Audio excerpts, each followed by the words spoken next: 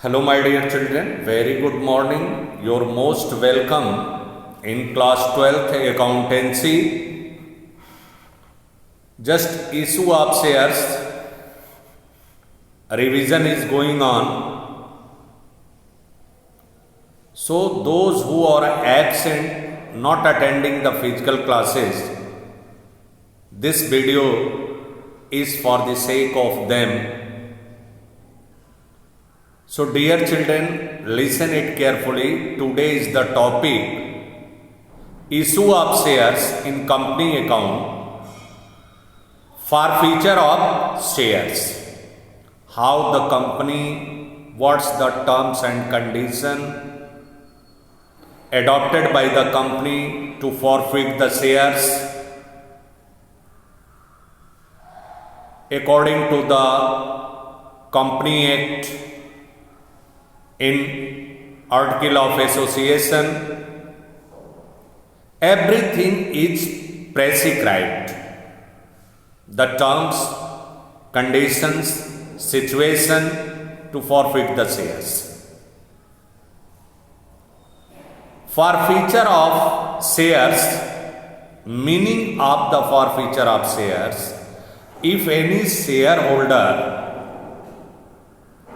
fails to pay the amount due on allotment or on any call within the specified period, whatever the period is specified by the company, whether any shareholder fails to pay the allotment money or any calls, the director may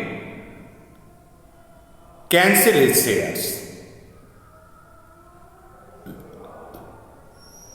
Means the shares may be cancelled by the board of directors of the company.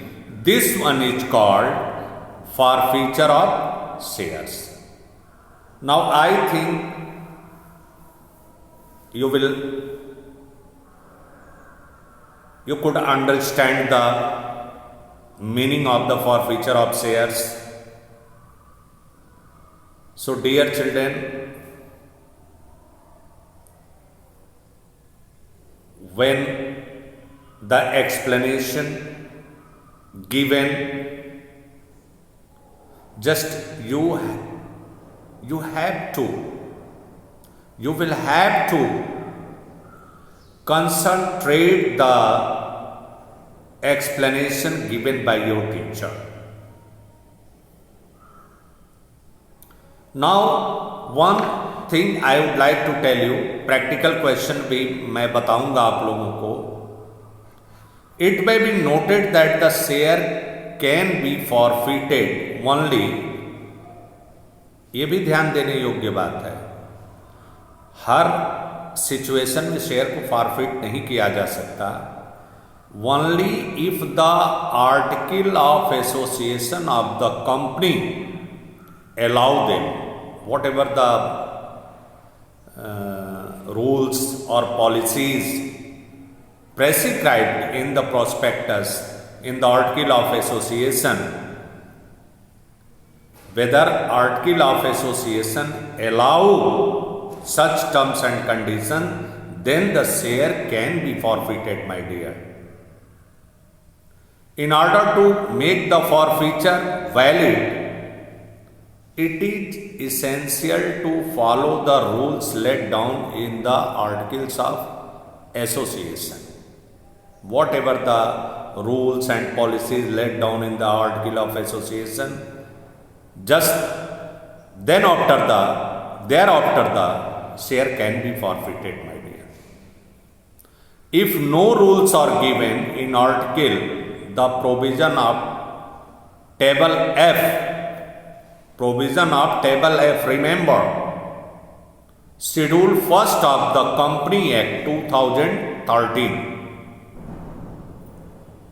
regarding forfeiture apply. तो उस table F के तहत, मतलब ये क्या होता है, the usual procedure, table F क्या होता है, is that the defaulting shareholder must be given a minimum of 14 days, 14 दिन का एक नोटिस दे दिया जाता है कि भाई इतने दिन के भीतर आप इसका पेमेंट कर दें, जो अनपेड अमाउंट है उसके शेयर पर, together with the accrued interest there, उस पर ब्याज लगा करके कंपनी 14, ये यूजुअल टेबल एफ है। The notice must state that if the unpaid amount is not paid, उस नोटिस में ये हुआ कि अगर जो इसके बावजूद भी आप इसे एक निश्चित समय के भीतर इसका पेमेंट नहीं कर पाते हैं तो आपके शेयर को जब्त कर लिया जाएगा।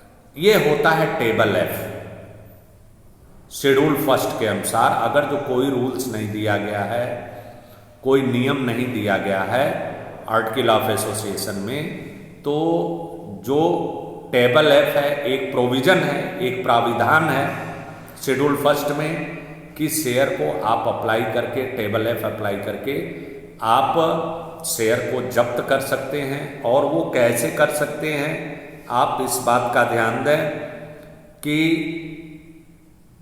14 दिन का जो अनपेड अमाउंट है कंपनी के द्वारा उनको नोटिस दे करके कि भाई 14 दिन के अंदर ब्याज सहित इस अमाउंट का पेमेंट कर दें, नहीं तो आपके शेयर को जब्त कर लिया जाएगा। अब यदि इस पर भी on this situation whether the share holder is not able to pay the money, the shares are forfeited and after the forfeiture the name of the shareholder is removed from the register of members, तो उस member जो सदस्य हैं उस register से उनका नाम cut off कर दिया जाता है।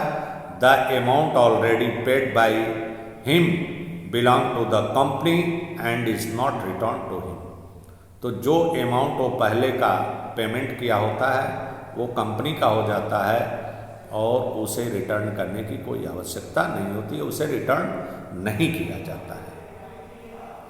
Entries on forfeiture of shares, journal entry क्या होती है बेटा? On forfeiture of shares the share capital is reduced, क्योंकि पैसा मिलेगा नहीं तो शेयर कैपिटल का क्या होगा, कम होगी, तो उसे डेबिट किया जाता है। और अनपेड कॉल अकाउंट्स और क्रेडिटेड, जो भी अनपेड अमाउंट है उसे क्रेडिट कर दिया जाता है और उसके बाद शेयर फॉरफीचर अकाउंट में जो अमाउंट जब्त किए रहते हैं उसको हम क्या कर लेते हैं, क्रेडिट कर देते हैं शेयर फॉरफीचर अकाउंट। तो क्या होगा, share capital account debit number of shares forfeited into called up value पर शेयर, जितना मांगा गया है कंपनी के द्वारा, 10 रुपये मांगा गया है, 10 रुपये वाले शेयर हैं, 10 रुपये मांगा गया है तो उससे मल्टीप्लाई करेंगे। कंपनी ने 8 रुपये मांगा है तो 8 रुपये से मल्टीप्लाई करेंगे। To share allotment, to share call, और जो नॉन पेमेंट है उसका जो अमाउंट रिसीव नहीं हुआ है उसे क्रेडिट करके, और जो बैलेंस अमाउंट जो जब्त किया गया है टू शेयर फॉरफीचर अकाउंट, ये चीज होता है, ये एंट्री होती है। अब हम आपको फॉरफीचर के क्वेश्चंस बताएंगे। आपकी बुक में तमाम क्वेश्चन दिए गए हैं जिसको आपको सॉल्यूशन बनाना है। हालांकि मैं पहले भी बता चुका हूं सारा चीज, अब उसके बाद भी आप फिर दोबारा मैं ये प्रैक्टिकल क्वेश्चन है परचेज करने forfeiture of shares issued at par. तो क्वेश्चन नंबर आपको 25 है, 25 से स्टार्ट होता है forfeiture of shares issued at par. अब हम आपको question number alpha limited issued, ये तो मैं बता चुका हूं, इसका भी वीडियो भेज चुका हूं। अब हम क्वेश्चन नंबर 27 बता रहे हैं आपको। Question number 27, Dinesh Limited issued 5,000 shares of ₹100 each at par, payable as follow. On application 25 rupees, 100 रुपये वाले शेयर्स हैं, 5,000 शेयर कंपनी इशू कर रही है. On allotment 25, on first call 20 rupees, final call पर 30 rupees. Anil holding 100 shares. Anil एक share holder है जिसके पास 100 शेयर हैं. Fail to pay the amount of allotment and first call and his shares were forfeited after the first call. First call के बाद ही उसके share को क्या कर लिया जा रहा है? जब्त कर लिया जा रहा है, फॉरफिट कर लिया जा रहा है. Sunil holding 200 shares fail to pay the amount due on final call and his shares were also forfeited. Amount Anil जिसके पास 200 शेयर हैं वो क्या कर रहा है? फाइनल कॉल का पैसा नहीं दे रहा है. So entries in cash book and journal of the company. हम चलिए इस क्वेश्चन को आपको बताते हैं. बोर्ड पर ध्यान दीजिएगा और ध्यान से सुनते रहिएगा. पहले क्वेश्चन को अंडरस्टैंडिंग करना है. आप कैसे क्या करेंगे? पहला है, देखिए. Now my dear children, question number 27. Question number 27.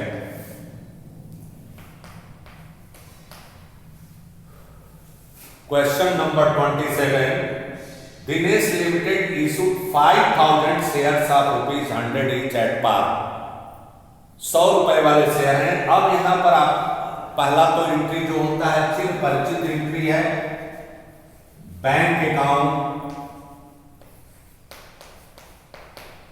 Debit to share application.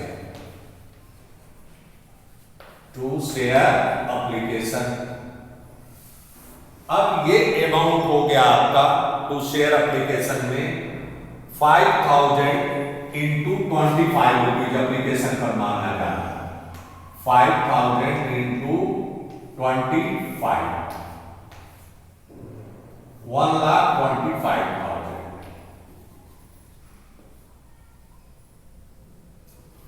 Amount होगा.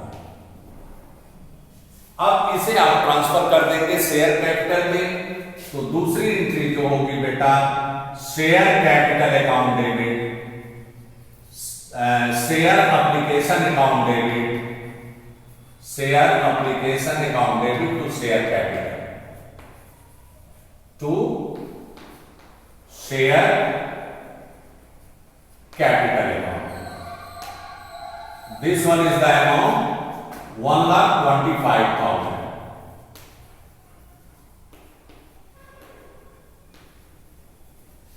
क्लियर? अब अलॉटमेंट मनी ड्यू करो. अलॉटमेंट पर भी 25 रुपए ही है, तो इसे सबसे पहले ड्यू करेंगे. Share allotment account debit, share allotment account debit, account debit to share capital. Same है, 5,000 शेयर है, 5,000 into 25 equal to 1,25,000. 1,25,000. That will be the amount. After that, my dear children, fourth one, bank account debit, bank account debit to share allotment. Amount receive करेंगे to share allotment. अब यहां पर एक condition ये देखना है कि जो अनिल है अलॉटमेंट एंड फर्स्ट कॉल दोनों का पैसा नहीं दे पा रहा है, जिसके पास 100 शेयर है, 100 शेयर है, तो आप क्या करेंगे, अलॉटमेंट पर पैसा 1,25,000 होगा, तो एक छोटा सा वर्किंग नोट, 1,25,000 में से 100 शेयर का दाम आप माइनस कर देंगे, डिडक्ट कर देंगे। The amount that will be deducted from 1,25,000 whatever the amount due on Anil just containing the 100 shares into 100 into 25 is equal to 2,500. 2,500 this way, 25 1,22,500 1,22,500 1,22,500 ये आपने अलॉटमेंट पर रिसीव किया। ठीक है, अब फर्स्ट कॉल ड्यू करें, पांचवी एंट्री जो होगी सेम, फर्स्ट कॉल पर 20 रुपीज है, तो आप लिखेंगे share first call debit, share first call debit to share capital, to share capital. Share first call पर होगा आपका 5,000 इंटू 20, 20 रुपए मांगा जा रहा है, तो अमाउंट होगा 1 लाख, 1 लाख, 1 लाख रुपीज हो गया। उसके बाद क्या किया जा रहा बेटा, इस पर भी जो अनिल है वो पैसा नहीं दे पा रहा है, तो आप छठी एंट्री करेंगे, bank account debit, bank account debit to, क्योंकि call in arrear account maintain नहीं किया जा रहा है, bank account debit to share first call, to share first call. Amount होगा कितना भाई, इस पर भी 100 शेयर है, पैसा नहीं दे रहा है, तो 20 रुपए के हिसाब से 100 इंटू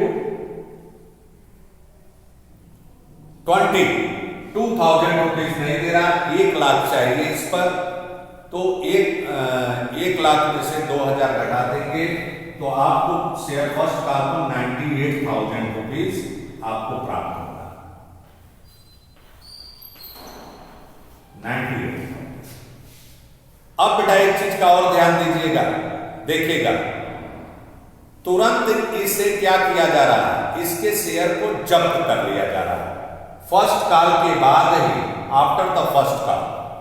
तो फर्स्ट कॉल के बाद जब्त किया जा रहा है, तो हमने अभी आपको बताया जितना कंपनी के द्वारा मांगा गया पैसा उतने से ही डेबिट होगा शेयर कैपिटल। तो यहां पर लिखेंगे 7वीं एंट्री, अब फॉरफिट करने जा रहे हैं, share capital account debit, share capital उतने से रिड्यूस होगी, शेयर कैपिटल अकाउंट डेबिट कितना रुपया मांगा गया, 25, 25, 50 में 70 रुपए, मतलब 100 इंटू 70 रुपीज, पूरा 100 नहीं होगा, जितने शेयर हैं इसके 100 शेयर इसके पास है, 70 रुपए कंपनी ने मांगा, तो शेयर कैपिटल डेबिट होगी 7,000 से, और इसने किस पर पैसा नहीं दिया है, अलॉटमेंट पर, तो यहां लिखेंगे to share allotment, to share allotment, जो पैसा बाकी रहा 2,500 to share first call, to share first call, to share first call कितना हो गया, 2,000 रुपए। अब इसने दिया कितना है, 2,500 रुपए जो दे चुका है उसे जब्त कर लेंगे। To share forfeiture account, to share forfeiture account, ये हो गया 2005, ये हो गया फ्यूचर। देखिए कितना आसान है, how easy this one. Share capital debit to share allotment 2,500 नहीं दिया, to share first call, to share forfeiture, balance है। अब हम क्या करेंगे बेटा, फाइनल कॉल को ड्यू करते हैं। फाइनल कॉल तो share final call debit, final call account debit to share capital, to share capital.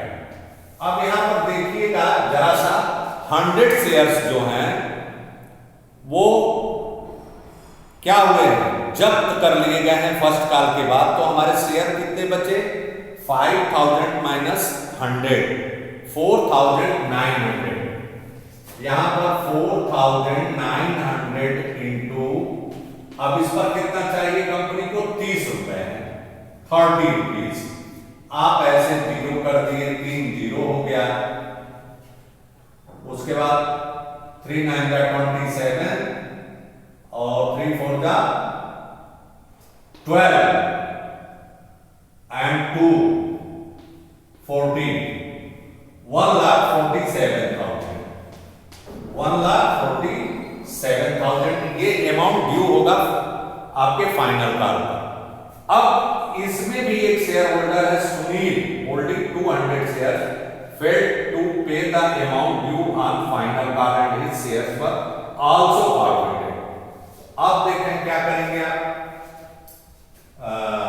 Bank account debit, bank account debit to share final call, to share final call कितना हो गया, to share final call. आप यहां पर